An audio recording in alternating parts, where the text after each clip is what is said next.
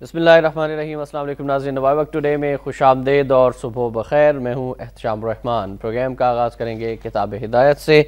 اللہ کے نام سے جو بے انتہا مہربان رحم فرمانے والا ہے۔ ایماندار تو وہی ہیں جو ایمان لے آئے اللہ اور اس کے رسول صلی اللہ علیہ وآلہ وسلم پر، پھر اس میں کبھی شک نہیں کیا اور جہاد کرتے رہے اپنے مالوں اور اپنی جانوں کے ساتھ اللہ کی راہ میں، یہی لوگ راست باز ہیں۔ سورہ الحجرات کی آیت نمبر 15 کا ترجمہ آپ کے سامنے پیش کیا گیا۔ آج ناظرین جمعۃ المبارک 17 شوال المکرم 1432 ہجری 16 ستمبر سن 2011 ہے، اور آج ہمارے ساتھ اسٹوڈیوز میں ڈاکٹر محمد اجمل نیازی صاحب تشریف فرما ہے۔ ڈاکٹر صاحب السلام علیکم اور خوش آمدید۔ ایک صرف جملہ یہ، آپ نے جمعۃ المبارک کہا گیا کہ جمعۃ المبارک افضل دن ہے، مگر جمعرات اس سے بہتر ہے کہ وہ رسول کریم کے زمانے سے قریب ہے۔ کیا بات، جمعرات جمعہ سے بھی بہتر ہے کہ وہ رسول کریم صلی اللہ علیہ وسلم کے زمانے سے قریب ہے۔ بالکل صحیح فرمایا، اور ہم نے تو نماز توبہ بھی ادا کی اور آپ نے بھی یقیناً کی ہوگی اور دعا بھی کی ہوگی رب سے جو ہمارے اوپر آفات ہیں ان سے بچنے کے لیے، کچھ اس بارے میں بھی فرمائیے گا۔ دعائیں کرتے رہنا چاہیے، دعا تو ایک خواہش ہے، مگر عجیب بات ہے کہ چونکہ کوئی خلوص نہیں رہا، کوئی کیفیت نیکی کی، اچھائی کی، پاکیزگی کی، محبت کی نہیں رہی، اس لیے نہ دعا میں تاثیر ہے نہ دوا میں تاثیر ہے۔ ایک عجیب مشکل میں گر گئے ہم، تو اللہ ہم پر رحم کرے، آمین، وہ رحم کرنے والا ہے۔ رائٹ، بالکل۔ آپ کی جانب سے ہم پہلی خبر کی جانب بڑھیں گے۔ سپریم کورٹ آف پاکستان نے سماعت مکمل کر لیا ناظرین۔ کراچی کے حوالے سے یقیناً آپ آگاہ بھی ہوں گے اس سے۔ کراچی پولیس روزانہ کارکردگی رپورٹ پیش کرے سپریم کورٹ۔ ڈی آئی جیز بھتہ خوری پر قابو پانے کا سرٹیفکیٹ جمع کرائیں، عدالت مقدمات جلد نمٹائیں، آئین کی حکمرانی جمہوریت کے علاوہ کچھ قبول نہیں۔ عدلیہ نے آمریت کو دفن کر دیا، بھارت میں غیر آئینی اقدام پر استعفے دے دیے گئے، حکومت سبق حاصل کرے، چیف جسٹس۔ بدامنی کیس کا فیصلہ محفوظ، عبوری حکم نامہ جاری۔ اب کوئی جج غیر آئینی اقدام نہیں اٹھا سکتا۔ کراچی میں پولیس اہلکار مارے جاتے ہیں، حکومت کچھ نہیں کرتی۔ کھالوں کا مسئلہ بھی آنے والا ہے، اس کے لیے قانون سازی کریں۔ لیاقت علی خان ہمارے محسن تھے، ان کے خلاف بات کرنے کی اجازت نہیں دیں گے، جسٹس افتخار۔ پرچی آتی ہے، جانور کی کھال دو گے یا اپنی، جسٹس عثمانی۔ حکومت عدالتی کارروائی معطل کر سکتی ہے، آرٹیکل 234 صدر کو ایمرجنسی کا اختیار دیتا ہے۔ عدلیہ کا احترام کرتے ہیں، اختیارات معطل نہیں کریں گے، بابر اعوان۔ عدالتوں کو لپیٹنے کی کوشش کی تو سب ختم ہو جائے گا، یہ کہنا ہے چیف جسٹس آف پاکستان کا۔ جی کل آپ سے جانا چاہیں گے، کل بابر اعوان صاحب نے جو باتیں کی ہیں اور پھر اس کے جواب میں سپریم کورٹ آف پاکستان نے احکامات جاری کیے، عبوری حکم نامہ بھی آ گیا کراچی کے حوالے سے۔ بابر اعوان صاحب کے بیان کو آپ کس طرح سے دیکھتے ہیں جب وہ کہتے ہیں کہ عدلیہ کا احترام کرتے ہیں، اختیارات معطل نہیں کریں گے، اور 234 صدر کو ایمرجنسی کا اختیار دیتا ہے؟ میں سمجھتا ہوں کہ عدالت کی کارروائی ہو رہی ہے، تو اس دوران ڈاکٹر بابر اعوان کو ایسی باتیں نہیں کرنی چاہیے کہ جو عدالت کے معاملات کے لیے کوئی الجھن پیدا کریں یا الجھاؤ پیدا کریں، الجھن یا الجھاؤ۔ یعنی آپ کون ہوتے ہیں یہ کہنے والے کہ عدالت کو یہ کرنا چاہیے، عدالت کو وہ کرنا چاہیے، عدالت کے یہ اختیار ہیں اور ہمارے یہ اختیار ہیں؟ یہ بڑی زیادتی ہے۔ اگرچہ ڈاکٹر بابر اعوان کے ساتھ میرا تھوڑا سا تعلق بھی، مگر میں سمجھتا ہوں کہ ڈاکٹر بابر اعوان کو محتاط رہنا چاہیے بات کرتے ہوئے۔ یعنی پہلے ہی یہ بات بہت ہو گئی ہے کہ سپریم کورٹ کے فیصلوں پہ عمل نہیں ہوتا، تو اب کراچی کے معاملے میں بھی عدلیہ نے جب مداخلت کر ہی لی ہے تو پھر کچھ کرنے دیجئے۔ ممکن ہے کہ وہ ایسا فیصلہ کریں کہ جو یہ سارے فاصلے جو دلوں کے درمیان ہیں مٹا دیے جائیں، اور خون کی جو بارش وہاں ہو رہی ہے اور دوسری بارش بھی شروع ہو گئی ہے، میں سمجھتا ہوں کہ شاید اس میں کچھ کمی آئے، اور اس میں کوئی تلقین نہیں کرنی چاہیے، عدالت اثر انداز ہونے کی کوشش بالکل نہیں، یہ دھمکی نہیں دینی چاہیے۔ بھائی کم از کم دھماکے تو بند کرا لو تم، پہلے تم دھمکی اور دھماکے میں کوئی فرق نہیں رہا۔ اور میرا خیال میں کراچی میں فیصلہ کیا کریں گے چیف جسٹس؟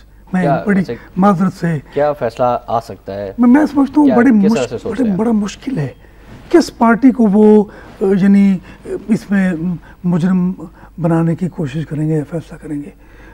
میرا خیال ہے کہ سب جماعتوں کو لپیٹ ملے۔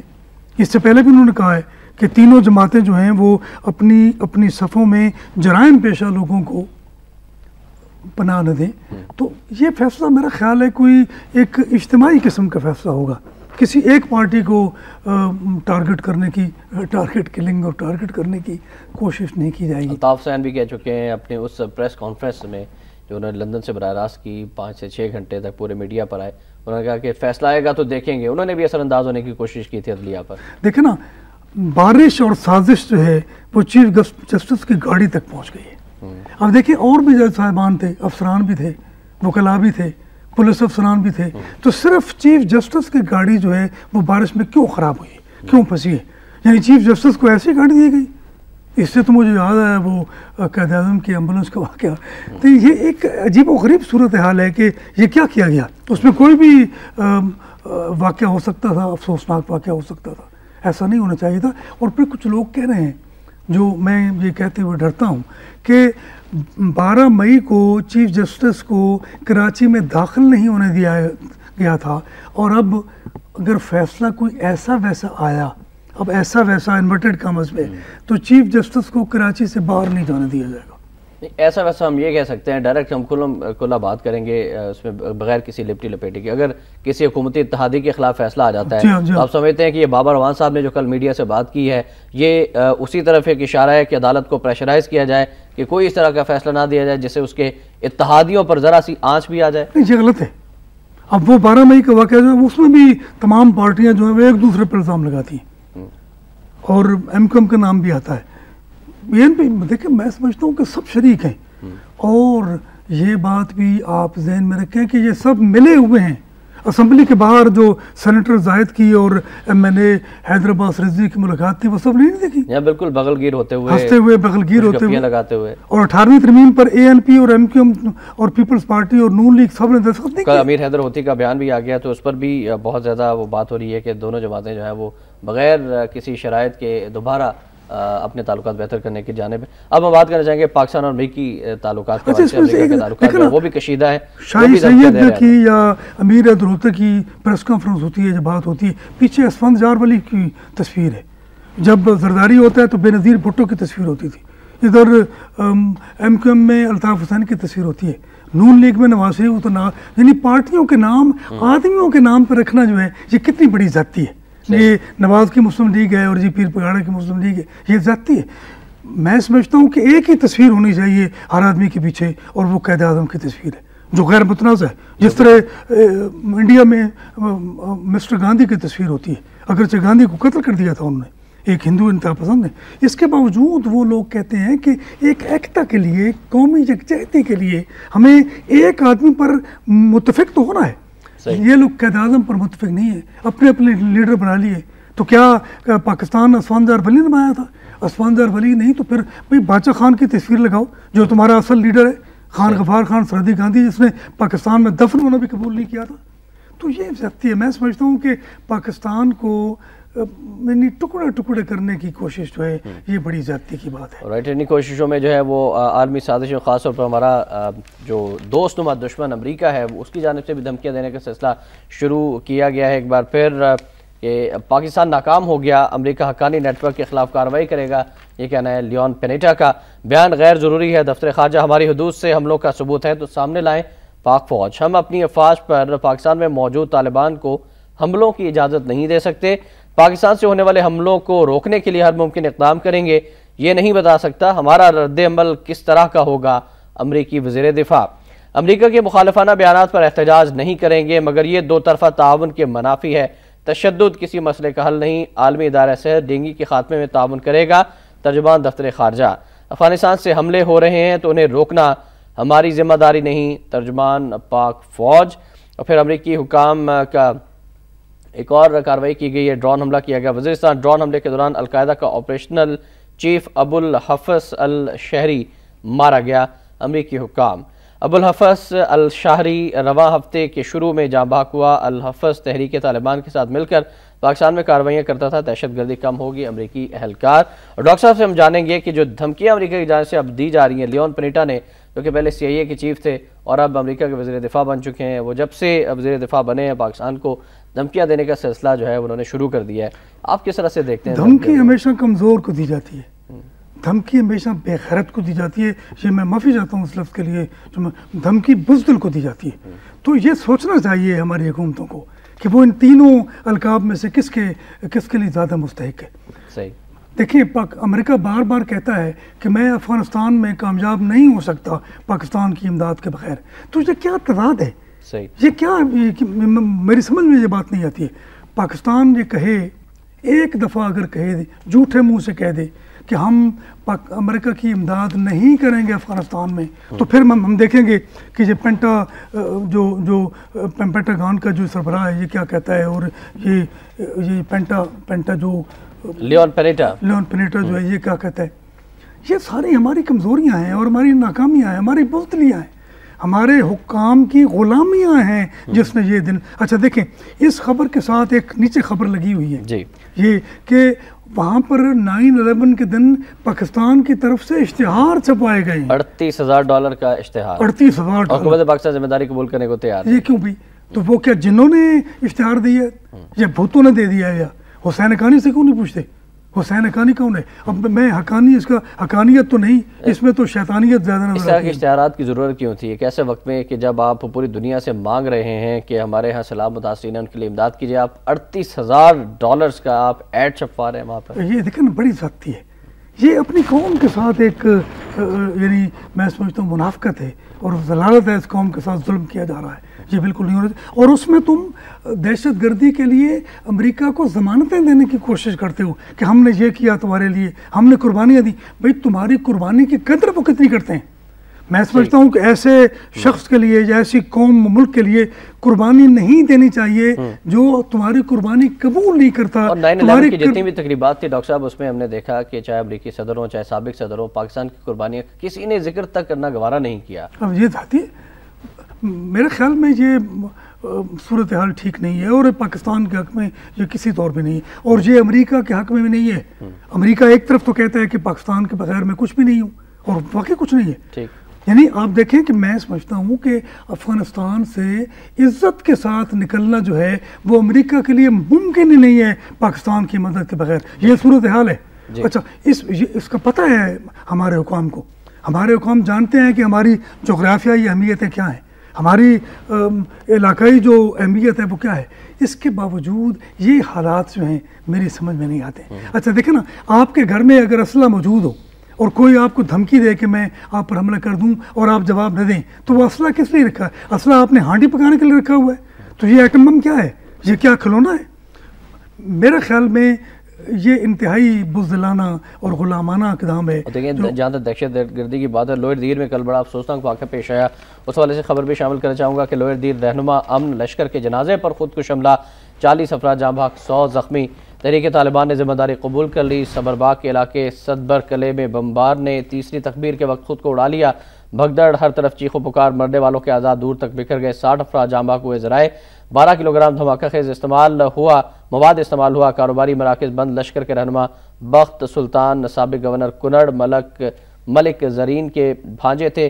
حملہ لشکر بنانے کا رد عمل ہے طالبان، صدر، وزیر اعظم اور نواز شریف اور دیگر کی مذمت۔ اس واقعے کو آپ کس طرح سے دیکھتے ہیں؟ یہ صرف مذمت کرتے ہیں، میں سمجھتا ہوں کہ مذمتیں اگر جمع کی جائیں تو کئی جلدوں میں یہ کتابیں بن سکتی ہیں، اور یہ ہونا چاہیے تاکہ ان کو دکھایا جائے کہ یہ آئینہ ہے تمہارے لیے کہ تم صرف مذمت کر سکتے ہو، تم حکومت بھی نہیں کر سکتے، تم مذمت کرتے رہو، وہ کرتے رہیں گے۔ وہ تو ایک کے مار ایک تھپڑ مارا، اس نے کہا نہیں اب تو مارے گا تو میں یہ کروں گا، اس نے دوسرا جھڑ دیا، تو اس نے پھر بھی کچھ نہیں کیا۔ یہ تو ہم سیاسی حکومتوں کی بات کریں، پاک فوج کا ان دھمکیوں کے جواب میں کیا ریئیکشن ہونا چاہیے؟ پاک فوج کا ریئیکشن جو ہے وہ شدید ہونا چاہیے، احتجاج کرنا چاہیے۔ یہ کہتے ہیں ہم احتجاج نہیں کریں گے، یہ دفتر خارجہ نے کہا ہے، یہ کیوں نہیں کرو گے احتجاج بھائی؟ اچھا عجیب و غریب صورتحال ہے کہ احتجاج تو کرو بھائی، یہ تو کہو کہ ہمارے ساتھ زیادتی ہوئی ہے۔ دیکھیں نا، ہمارے ساتھ زیادتی ہو رہی ہے تو تم یہ تک کہنے کی جرت نہیں کرتے کہ ہمارے ساتھ زیادتی ہو رہی ہے۔ بولنا تو چاہیے، خاموش نہیں بیٹھے رہنا چاہیے۔ دیکھیں میں سمجھتا ہوں کہ یہ سب کچھ بھارت اور امریکہ کی شے پر ہو رہا ہے۔ کوئی مسلمان جو ہے، خواہ وہ جو کچھ بھی ہو جائے، وہ نمازیوں پر حملہ نہیں کر سکتا، یہ ممکن ہی نہیں ہے۔ یہ لوگ کہتے ہیں جی کہ جنت کے لیے یہ لوگ کرتے ہیں، تو بھائی جنت کے لیے جو لوگ کرتے ہیں تو تم اس ملک کو جنت بنا دو، تاکہ جنت کا جو آخرت میں وعدہ ہے وہ تو رہی نہیں۔ اب ان کے پاس کچھ ہے نہیں، محرومیاں، غلامیاں، قسم پرسیاں، بے بسیاں، تو یہ ساری باتیں موجود ہیں، تو ایسے لوگ جو ہیں وہ خدا کو بیچنے کے لیے بھی تیار ہو جاتے ہیں۔ صحیح۔ تو پھر ایسا کیوں ہے؟ تم اپنے ملک کو جنت بناؤ. میں نے ایک بات کی تھی ایک مولوی صاحب کے سامنے تو وہ حیران رہ گیا.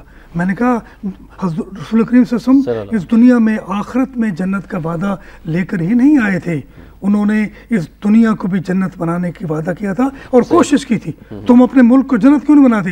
قائد اعظم نے کہا تھا کہ پاکستان ایسا ملک ہوگا جو دنیا کے لیے ایک مثال ہوگا. تو کہاں ہے یہ بات؟ یہ کون لوگ ہیں جو جانشین بن گئے ہیں؟ بڑی خوبصورت آپ نے بات کی. اور ڈینگی کے حوالے سے تازہ ترین اپڈیٹس جو کہ آج کے وقت میں خبر بھی چھپی ہے, لاہور ڈینگی سے مزید 11 جاں بحق, بچاؤ کا کوئی شارٹ کٹ نہیں, سری لنکن ٹیم نے یہ کہا ہے اور جلد قابو پا لیں گے, یہ کہنا ہے شہباز شریف صاحب کا. اس پر بھی بات ہوگی, لیکن پہلے وقت تو ایک بریک کا, آپ ہمارے ساتھ رہیے گا.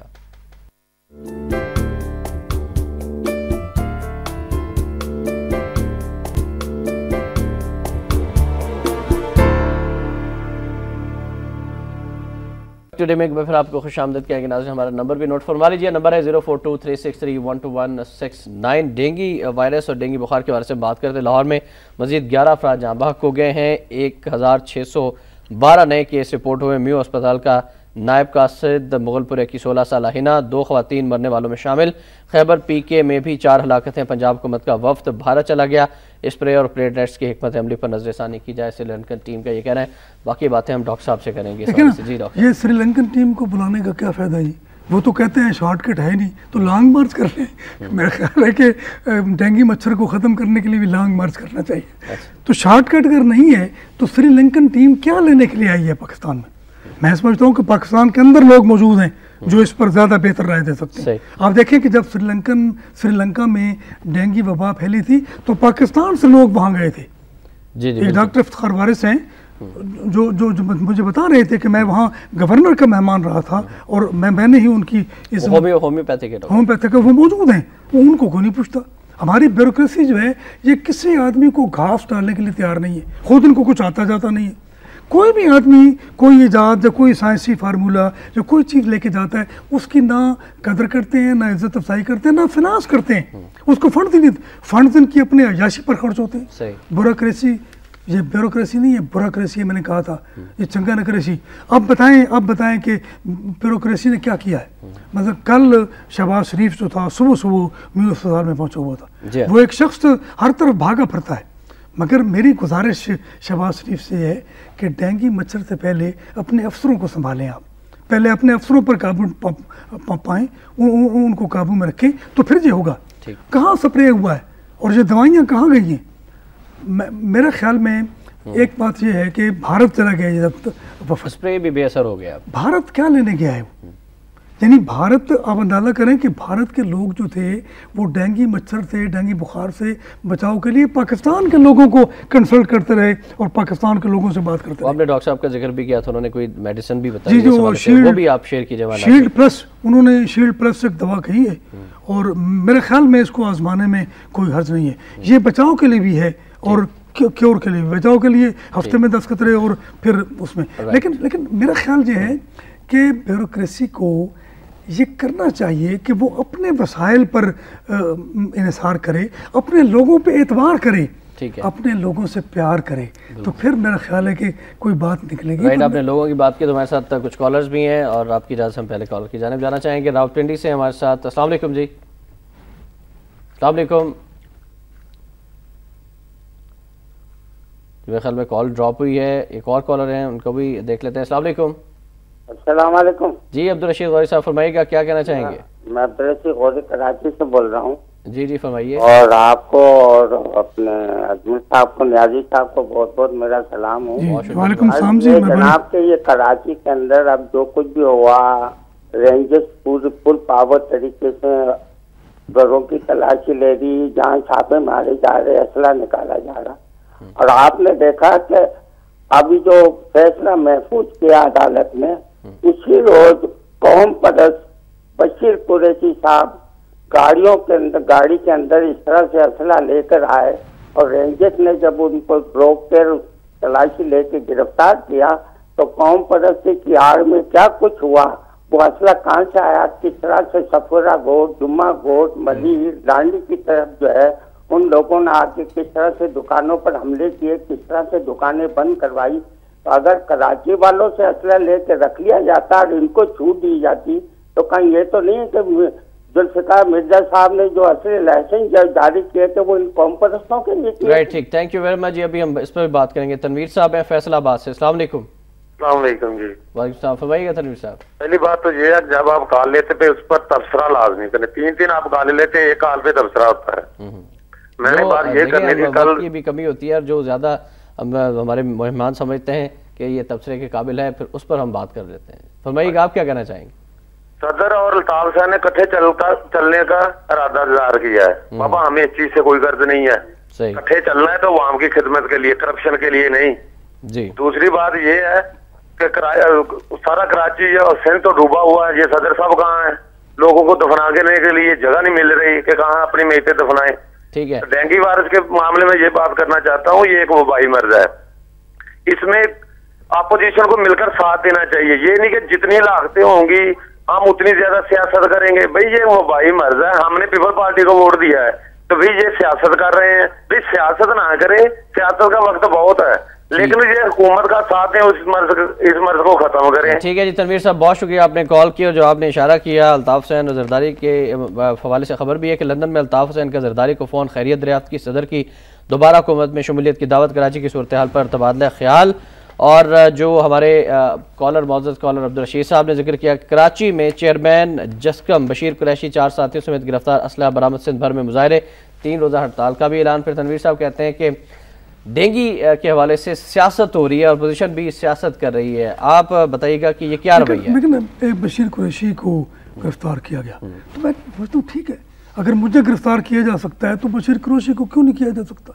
अच्छा, उसके मुकाबले में, उसके रिएक्शन में हड़ताल होने, मुजाहरे होने, ये तो कानून की खिलाफ वर्जी है खसूसी तौर पर। हुकूमत कहाँ है?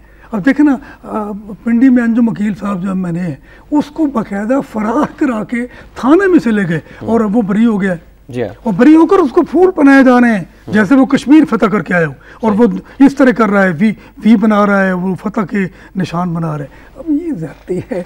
मेरा ख्याल है कि कानून कहाँ है?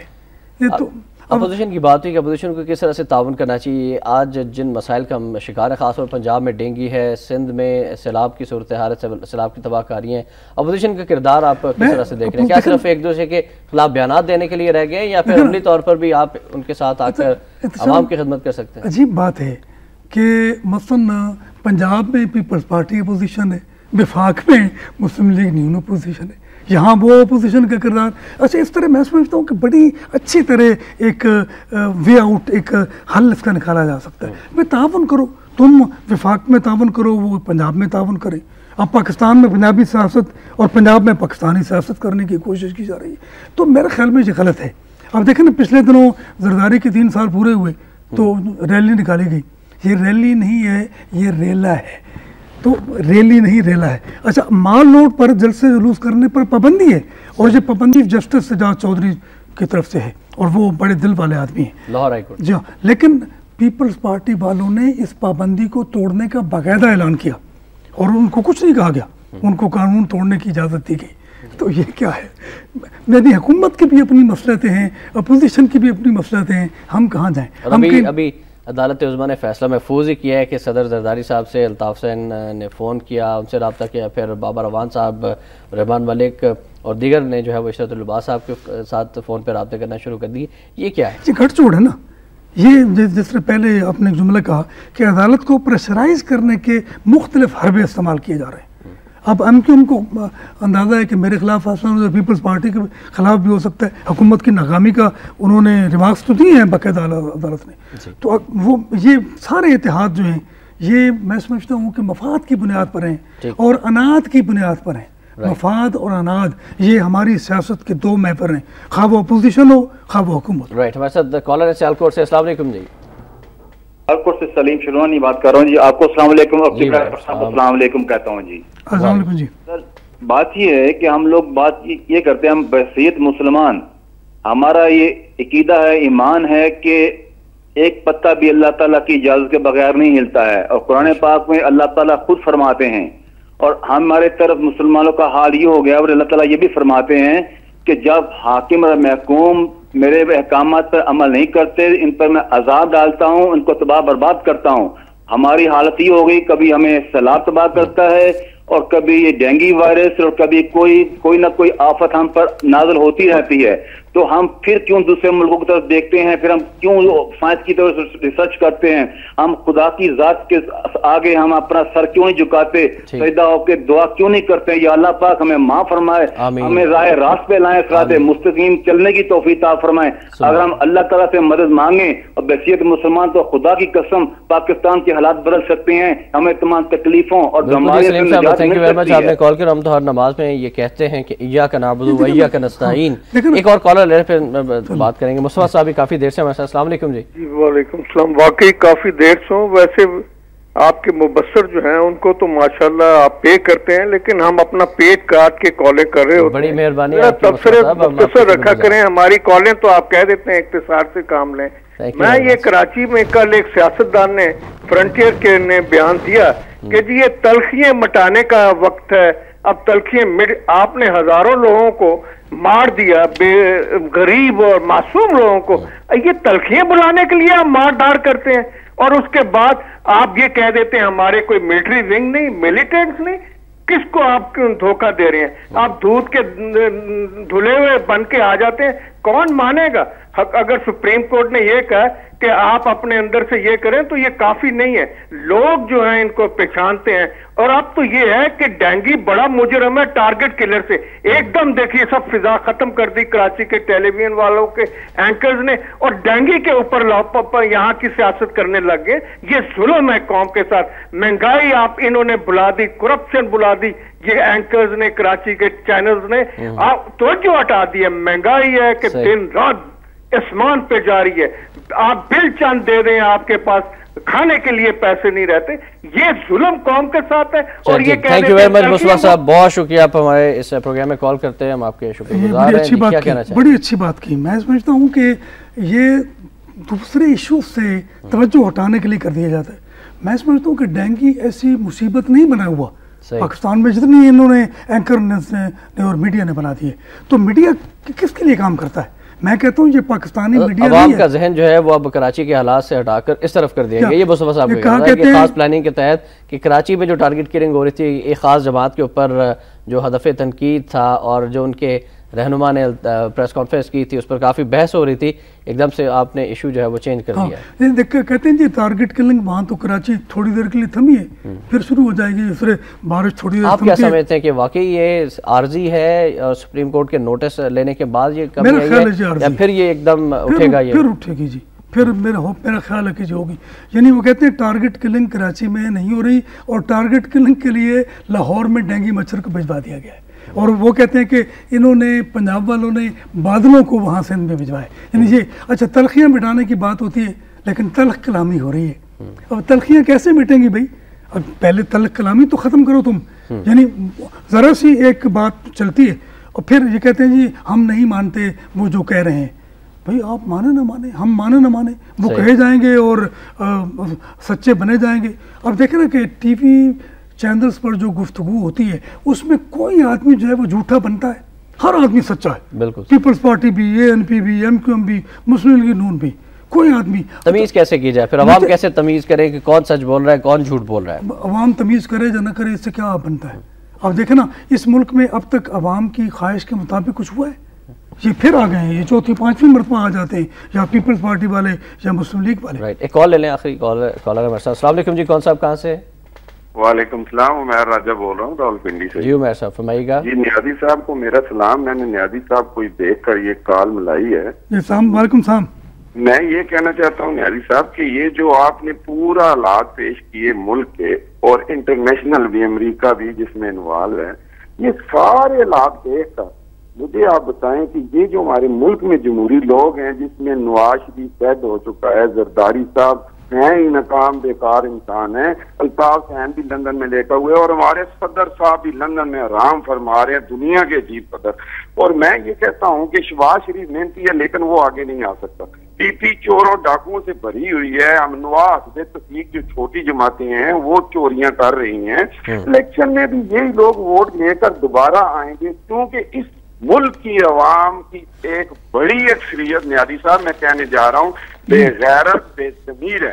جو لوگ ان کو ووٹ ان کے لیے گولیاں چلاتے ہیں، وہ بے غیرت اور بے ضمیر ہیں. بہت شکریہ جی عمیر صاحب، آپ نے فون کیا، تھینک یو ویری مچ. ان کا یہ اعتراض ہے کہ ہماری قوم بھی اٹھے اور جانے جو ہمارے حکمران ہیں جب بھی مشکل وقت آتا ہے. ہم نے دیکھا تھا کہ پچھلا سیلاب آیا زرداری صاحب لندن میں تھے، موجودہ سیلاب آیا زرداری صاحب لندن میں ہیں، الطاف حسین بھی بہت انہیں فکر ہے عوام کی لیکن وہ بھی لندن میں ہیں اور ان کے کارکن تو کہتے ہیں کہ نہیں آپ ادھر ہی رہیں، پاکستان آنے کی ضرورت نہیں ہے. بھی کبھی کبھی چلے جاتے ہیں، وہ بھی چلے جاتے ہیں، شہباز شریف صاحب بھی چلے جاتے ہیں. ہمارے ساری مطلب پولیٹیکل لیڈرشپ لندن اور امریکہ کے دوروں پہ رہتی ہے، عوام کا کوئی خیال نہیں ہے. یہ لندن اور امریکہ کے لوگ ہیں، یہ پاکستان میں صرف عیاشی کرنے آتے ہیں اور جس طرح ہم پکنک منانے جاتے ہیں نا تو یہ حکومتی پکنک منانے کے لیے آتے ہیں پاکستان میں، یہاں سے لوٹ مار کر کے چلے جاتے ہیں. دیکھیں نا اب 38,000 ڈالر کا جو اشتہار ہے وہ کس سے پوچھ کر دیا گیا؟ یہ جمہوری دور ہے. میں کہتا ہوں کہ ریفرینڈم کرائیں، کوئی آدمی اس کے حق میں ووٹ نہیں دے گا تو یہ پھر کہاں کی جمہوریت ہے؟ جمہوریت صرف یہ ہے کہ بھائی الیکشن ہو جاتا ہے ووٹ دے دیتے ہیں. اور ووٹ کیا ہوتا ہے؟ یعنی میں یہاں ووٹ دینے کے بارے میں آپ سمجھتے ہیں کہ کیا ہوتا ہے؟ اب جب وہ سیلاب آیا ہوا ہے وہاں پر بدین میں، وہ سارے پیپلز پارٹی کے علاقے ہیں، وہاں کوئی گیا ہے؟ ذوالفقار مرزا صاحب سیاسی بیان تو دیتے ہیں، وہ اپنے علاقے میں پہنچے اور فہمیدہ مرزا وہاں گئی ہے اور ایک ٹی وی چینل کو انٹرویو دے کے دبئی چلی گئی. اس کے پیچھے ذوالفقار مرزا چلا گیا اور ذوالفقار مرزا سمجھتا ہے آج کل کہ مرزا غالب میرا لکڑ دادا تھا. تو لکڑ دادا کیا ہوتا ہے؟ یہ لکڑ میں سمجھتا ہوں ذوالفقار مرزا سے کوئی بعید نہیں ہے کہ وہ یہ بات بھی کر دیں. تو میرے خیال میں عشرت العباد کی ملاقات بھی زرداری کے ساتھ دبئی میں ہوئی تھی، تو انہوں نے دبئی کو، لندن کو اور امریکہ کو اپنا مرکز دل و نگاہ بنایا ہوا ہے اور پاکستان کے لیے یہ کچھ بھی نہیں سوچتے. پاکستان کو یہ اپنا وطن ہی نہیں سمجھتے، یہ پاکستان کو کالونی سمجھتے ہیں، پاکستان پر حکومت کرنے کے لیے آتے ہیں. ان سے جان جو ہے وہ کیسے چھڑائی جائے گی؟ الیکشن سے نہیں جان چھڑائی جا سکتی. پھر کیسے چھڑائی جائے؟ میں سمجھتا ہوں کہ ایک تحریک اٹھے جو ایران میں اٹھی تھی اور خمینی صاحب کے وہ انقلاب تھا اور اب تک وہاں جمہوریت بھی ہے، سب کچھ ہے اور ان کا صدر جو ہے وہ 2.5 مرلے کے مکان میں رہتا ہے. مگر جہاں یہ ہمارے رانا ثناء اللہ صاحب نے بڑی دلچسپ بات کی، انہوں نے کہا کہ یہ گورنر جو ہے اس کو ایک کنال کی، اچھا وہ میرے خیال میں آپ نے کالم میں بھی اس کا تذکرہ کیا ہے اور ہم اپنے ناظرین کو کہیں گے اب بڑھیں گے آج کے نمایاں وقت کالم کی جانب.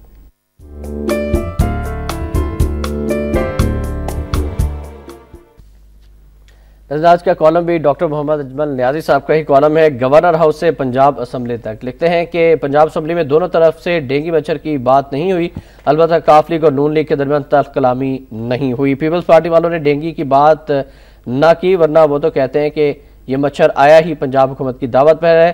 نون لیگ والے کہتے ہیں کہ تھوڑی دیر کے لیے کراچی میں ٹارگٹ کلنگ روکنا پڑی ہے تو اب ڈینگی مچھر ٹارگٹ کلنگ کے لیے لاہور بھجوائے گیا. آخر میں لکھتے ہیں کہ رانا صاحب نے یہ بھی کہا کہ گورنر پنجاب کو ایک کنال کے گھر میں بھیجنے کا سوچ رہے ہیں. ویسے میں اس بات سے اصولی طور پر متفق ہوں کہ ایک حکمران کے لیے ایک کنال کا گھر کافی ہے، مگر یہ بات ہر حکمران کے لیے ہونا چاہیے. یہ بھی رانا صاحب سے عرض ہے کہ پنجاب کی اعلیٰ بیوروکریسی GOR1 میں کئی کنالوں پر مشتمل بنگلوں میں رہتی ہے، انہیں 3 کمروں کے فلیٹس میں بھجوایا جائے. یہ اربوں روپے کی اراضی اور محلات کسی اور بہتر کام کے لیے وقف کر دیے جائیں. جی ڈاکٹر صاحب اب آپ اپنے کالم پر بھی رانا صاحب کے بارے سے بھی تفصیل. یہ کالم میں بات میں نے کر دی ہے تو میرے خیال میں یہ بات جو رانا ثناء اس کی میں تائید کرتا ہوں، لیکن یہ سب کے لیے ہونا چاہیے. بھائی سارے حکمران جو ہیں وہ ایک ایک کنال کے گھر میں رہیں اور تمام افسران جو ہیں وہ 3 کمروں کے فلیٹس میں رہیں. میں وحدت کالونی کے کوارٹر میں رہتا ہوں. میں جب 17 گریڈ میں تھا تو اس کوارٹر میں آیا تھا اور 20 گریڈ میں اسی کوارٹر میں ریٹائر ہوا اور میرے بیٹے کو بھی وحدت کالونی کو کوارٹر میں ملا. آج کل میں اس کا کرایہ دار ہوں، اس کے پاس رہتا ہوں. تو میرے خیال میں آسودگی جو ہے وہ سادگی میں ہے. تو یہ سادگی کیوں نہیں سمجھتے؟ آپ نے ایرانی قیادت کے ذکر کیا محمود احمد نژاد صاحب کا کہ وہ کتنے سادہ ہیں اور اپنا کھانا گھر سے لے کر آتے ہیں، چھوٹے سے گھر میں رہتے ہیں. لیکن ہمارے صدر اور وزیر اعظم جن محلات میں رہتے ہیں آپ ان کے لیے بھی کچھ فرمائیں کہ ان کو 15 کاریں ان کے ساتھ چلتی ہیں. یہ پروٹوکول اور سیکورٹی سے ہماری جان چھڑا دی جائے تو میرا خیال ہے کہ بہت سارے مسئلے بھی حل ہو جائیں گے. اچھا اب وہ بارش جہاں ہوا نا وہاں پر حکام جاتے ہیں تو ان کے لیے الٹا مصیبت ہوتی ہے، سیکورٹی پروٹوکول. تو وہ کہتے ہیں یہ کیا مصیبت پڑ گئی ہم پر، اور وہ کچھ نہیں کرتے سوائے ٹی وی چینل کے سامنے آنے کے. وہ اس سے بہتر ہے کہ نہ جائیں وہاں. اگر اس طرح جانا ہے انہیں وہ جائیں تو ایک عام آدمی بن کر جائیں اور ڈوب کر جائیں.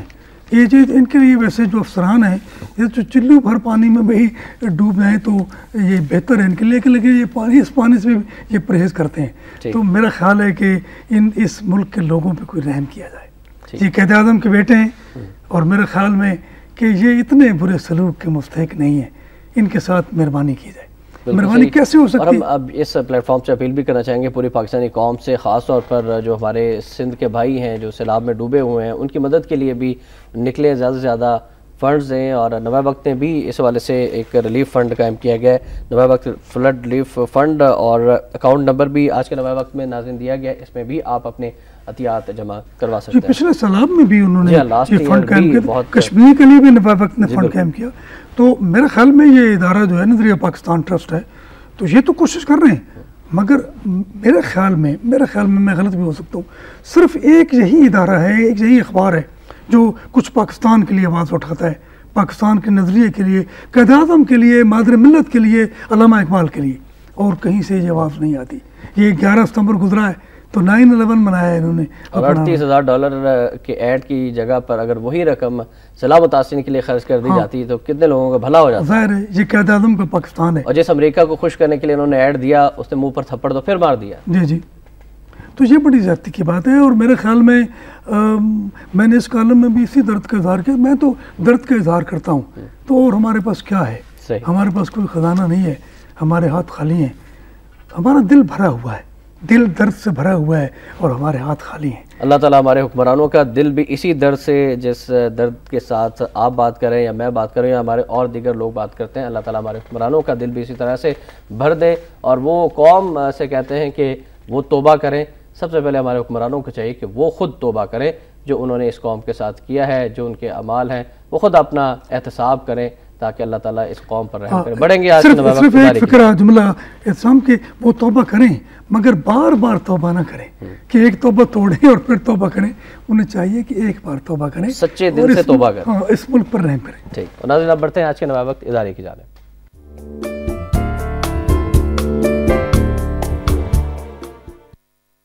آج کا نوائے وقت اداریہ ہے کہ امریکہ کا طویل عرصے تک افغانستان میں رہنے کا منصوبہ، نئی امریکی سازش مقابلہ کرنے کے لیے پاکستان کو جلد فیصلہ کرنا ہوگا. امریکہ نے واضح طور پر اعلان کیا تھا کہ وہ 2014 تک افغانستان سے نکل جائے گا، لیکن اب وہ افغانستان میں طویل عرصے تک براجمان رہنے کے پروگرام کو حتمی شکل دے رہا ہے. چند ماہ قبل امریکی نائب وزیر دفاع مائیکل فلومی نے کہا تھا کہ امریکہ افغانستان میں دہشت گردی کے خلاف آپریشن 2014 کے بعد بھی طویل عرصے تک جاری رکھے گا.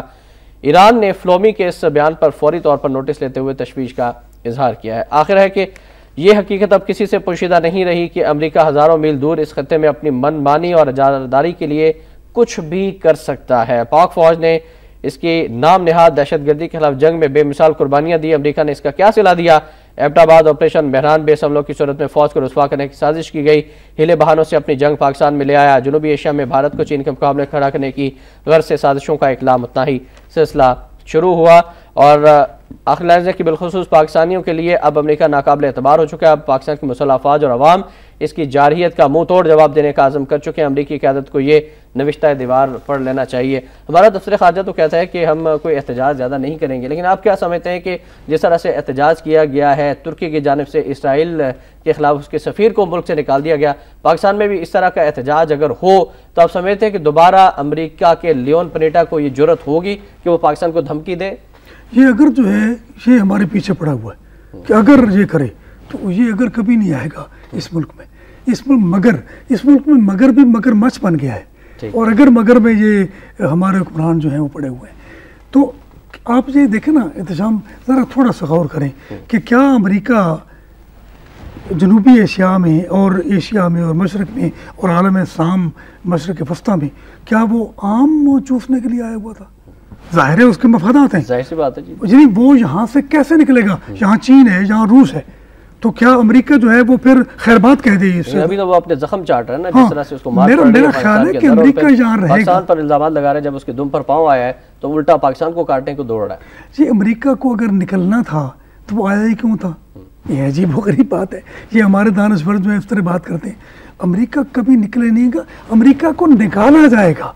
اگر ہم میں ہمت ہے تو ہم امریکہ نکال دیں. اگر ہم یہ سمجھتے ہیں، اس خوش فہمی میں ہیں کہ امریکہ نکلے گا، تو وہ کبھی نہیں نکلے گا، یہ صحیح. لیکن ایران کی طرف سے رد عمل آیا ہے، پاکستان کی طرف سے رد عمل یہ شاہ محمود قریشی جو ہے، یہ وزیر خارجہ عرب تو بڑا جرأت کا سمبل بنا ہوا ہے، سابق وزیر خارجہ.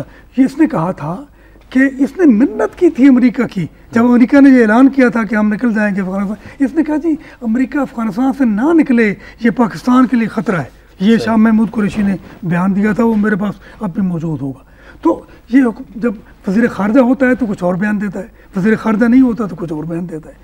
تو یہ لوگ کیا کر رہے ہیں؟ ہم اس پروگرام سے اور اس پلیٹ فارم سے بار بار کہتے رہے ہیں کہ پاکستان اپنی عزت اور خود مختاری کا تحفظ کرے اور آنکھوں میں آنکھیں ڈال کر، امریکہ کی آنکھوں میں آنکھیں ڈال کر باتیں کرے.